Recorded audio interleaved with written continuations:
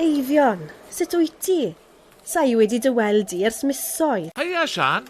Ro'n i'n bwriadu dy ffono di, ond dwi wedi bod yn fisi ofnadw. Dwi'n mynd i gael coffi bach cloi nawr, cyn mynd i gyfarfod arall. Licet ti ddod gyda fi am ddisgled a sgwrs? Sa'n yfed coffi ar hyn o bryd a dweud y gwir wrtho ti, ond do fi gyda ti ta beth i gael clonc.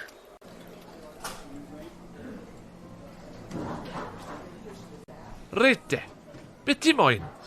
Cappuccino, latte, americano, espresso? So ti'n gwrando dim arna i? Dwi newydd dweud wrtho ti mod i ddim yn yfed coffi am gyfnod. Gaf i 10 gwyrdd os gweled i'n dda. 10 gwyrdd? O rete, os wyt ti'n mynnu. Cer i fachu'r ford na draw fyna, a do fi draw ata ti. Oce, dyma ni.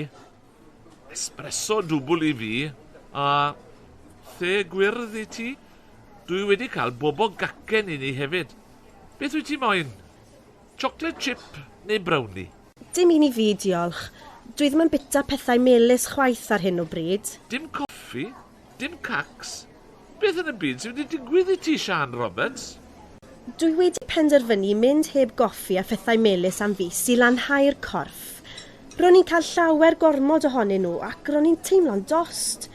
Dwi wedi mynd hebddyn nhw ers 2 wythnos nawr a dwi'n teimlo llawer gwell. Efallai gwna i ddal i fyw hebddyn nhw ar ôl diwedd y mis. Fyddai'n bendant ddim yn mynd nôl i yfed cymaint o goffi ag o'n i'n arfer. Gawn ni weld am hynny. Allwn ni byth fyw heb fy nghoffi. Mae rhaid i fi gael sawl disgled yn ystod y dydd i fy nghadw i fynd o un peth i'r llall. Ac wrth gwrs, mae rhaid cael rhywbeth bach melys gyda'r coffi bob tro. A dweud y gwir wrtho ti, dwi'n gallu meddwl yn llawer cliriach ers roi'r gorau i'r coffi. Dwi'n blino llai, a dwi'n credu mod i'n cyflawni llawer mwy heb fod yn rhithro o gwmpas fel ffŵl drwy'r dydd. Dwe ti, Sian. Nawr, esgusoda fi, rhaid i fi frysio i gyrraedd y cyfarfod na mewn pryd.